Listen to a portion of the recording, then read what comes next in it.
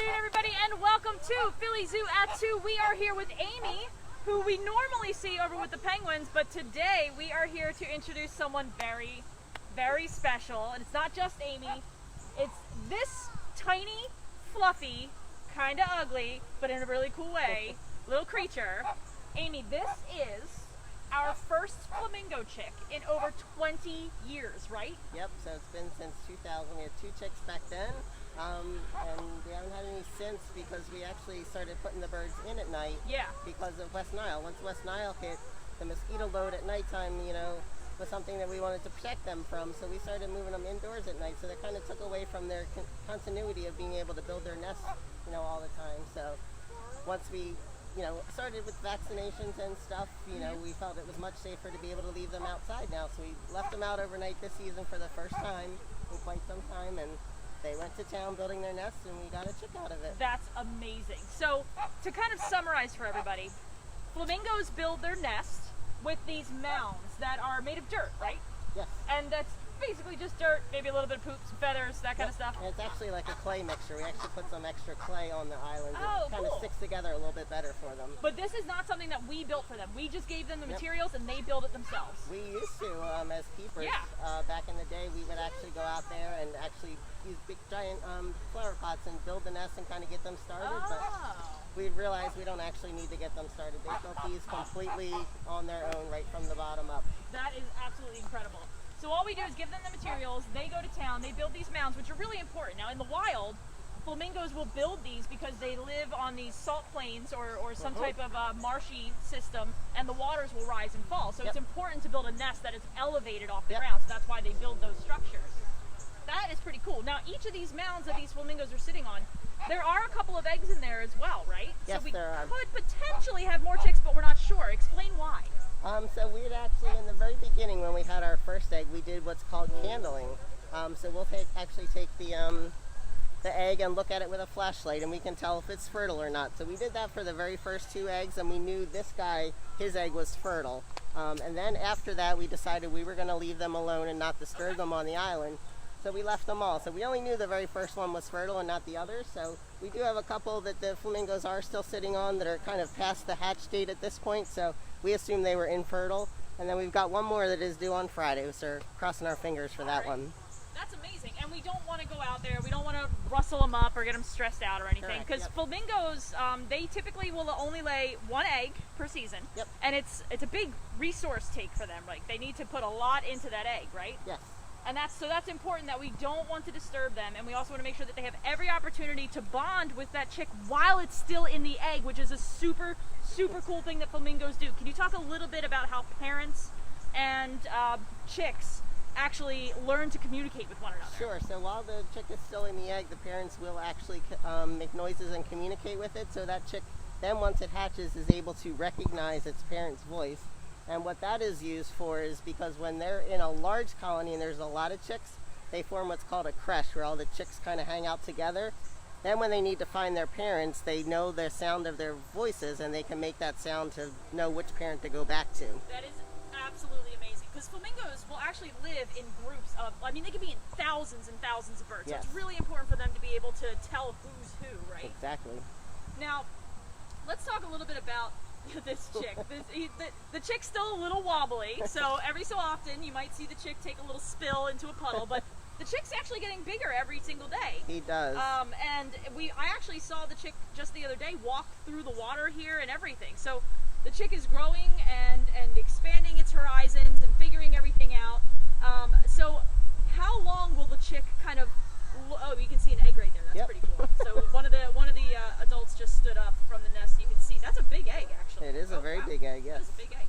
So how long will the chick look like this? And actually, let's also talk a little bit about how that bird does not look at all like the adults.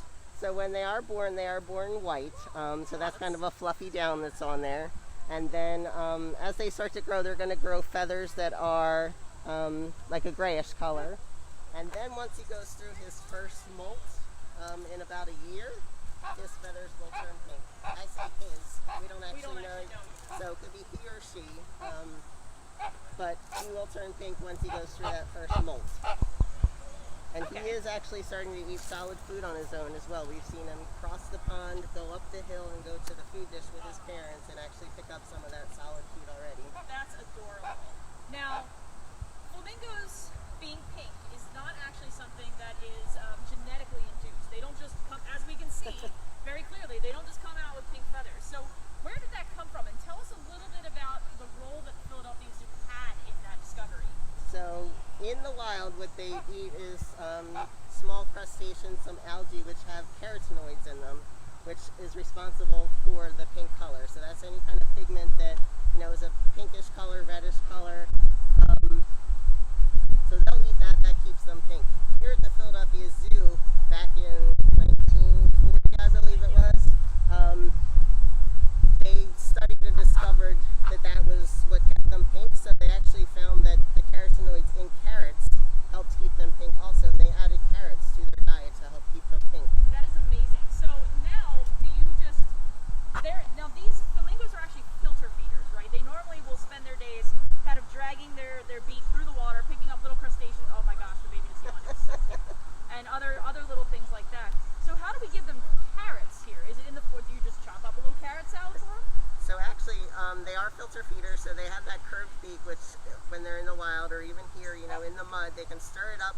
They grab a mouthful of water and then they filter it out, just like a whale does.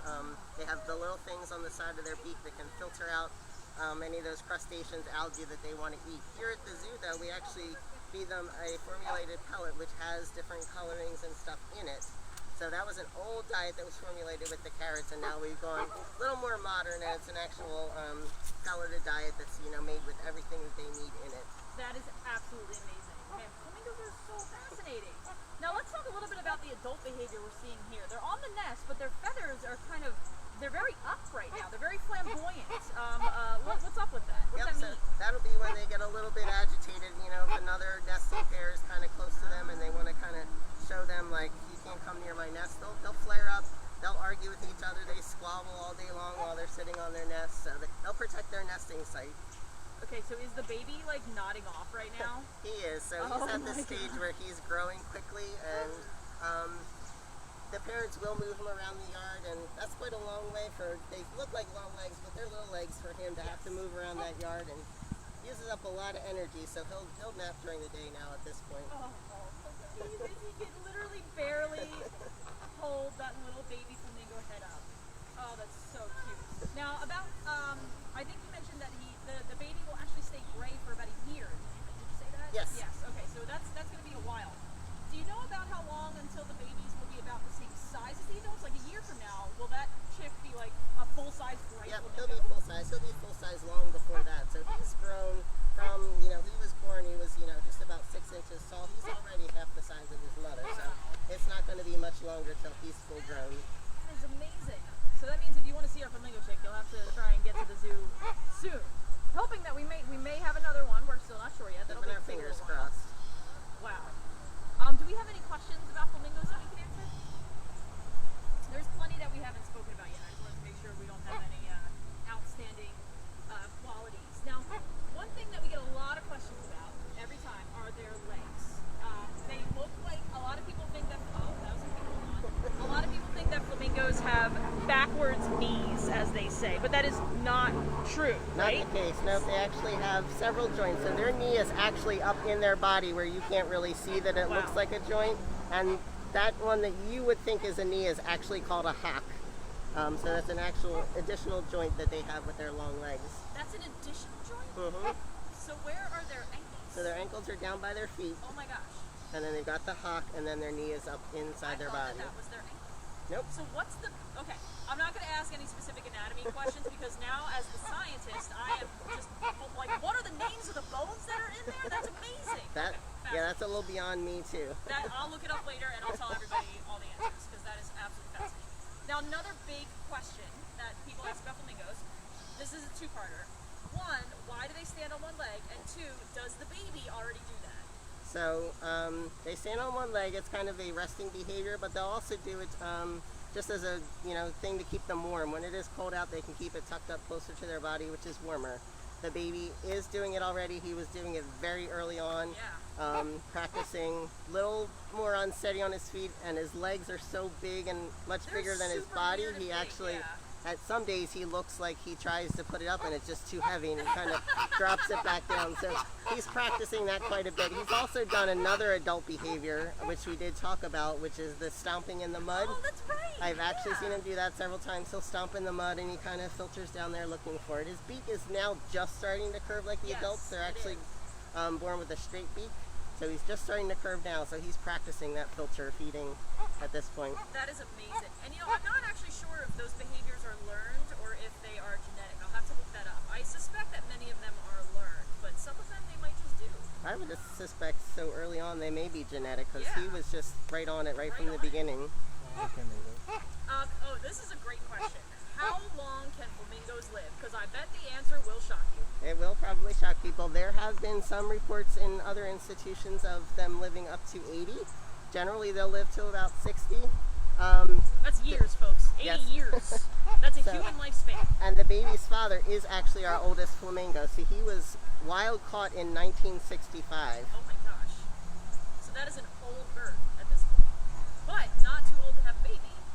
And not too old to be a parent, which is incredible. Now, is that the father standing right next to the baby so Dad is standing the closest to him, and then Mom's just on the other side. Oh my gosh. They will actually take turns in all the parenting duties. They take turns sitting on the egg and incubating it. Once it's hatched, they both will feed it. They take turns doing that. They even seem to take turns kind of babysitting, if you want to say. Mom or Dad will kind of go off and take a little break for a little bit, and one of them will always stay with him. Amazing. Now, do flamingos typically pair up for life? They typically do, but it's not 100%. They, like penguins. They can, from year to year pick a different mate, but they do typically stay with the same mate from year to year. That is amazing. Now, do you think that this flamingo chick will stay as part of this flock? Because this flock has a little bit of room to grow, right? It does. So he could stay here, or he could, he or she, I keep saying he, but it's he or she, could, go live at another zoo somewhere. It all depends on, who needs what and what they decide they want to do with them. That's amazing.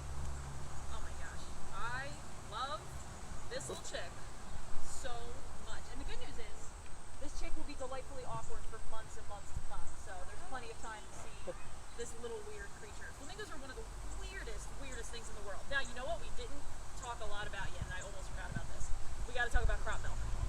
Yes. So what the parents will feed him before he starts eating solid food is called crop milk. So it is something that is produced in their upper digestive tract, and he'll open his mouth and they'll dribble it out of their mouth into his mouth, and it actually is like reddish pink colored.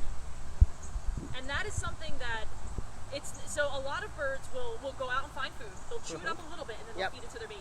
That is not what's happening with flamingos. Flamingos are producing their own food in their bodies to feed to their babies, much like mammals do. Yes. That is fascinating. Are flamingos the only bird that do that? That I'm not 100% sure of. I know that, I think some pigeons do. I think all pigeons do. I think you're right on that one. But other than that, I don't know of any other birds. No. We'll have to look that up. We're already answering all the questions that we'll need to have answered. So don't worry, we'll get those answers to everybody, and we'll post them back in the video. Oh, there goes the leg for Mom. Absolutely incredible. Gosh, I love these birds so much. Now, they seem relatively calm right now. Flamingos are typically very gregarious. Is this just nap time for everybody? So there's probably no reason, they're all kind of just sitting on their nest chilling at this point, but like you said, yes, if one starts moving around and gets a little too close to another one's nest, they'll let them know, and they'll be quite loud. That's amazing. But otherwise, when it's not nesting season, typically flamingos are pretty okay with each other. They're in big groups living They'll live in a around. flock, and they all, most of them, if they want to go to Lower Duck Pond, everybody will go together, so they'll do everything. They do also do breeding behaviors, which are called, some of them are called marching, so they kind of march back and forth across the yard, and they'll do that all as a group, like everybody, it's completely in sync. That's amazing. And they do some other, sometimes we call them dance moves as well. They'll do the wing salute when they put their wings back. It's really cool stuff. Flamingos are, some people really underestimate birds. They have some of the most elaborate social structures and learning experiences and behaviors and diets. There's just so much going on. Everybody knows what a flamingo is, but when you dig a little deeper, there's a lot to these very pretty birds. They are absolutely incredible. Now I think that is just about all the time that we have with this little guy. Or gal. We'll see. We're going to know in a few days, right? Hopefully, yep. So he's just about approaching the 4-week mark. At about a month old, we'll be ready to start his West Nile vaccines and do his physical, and we'll take some blood at that point and hopefully find out.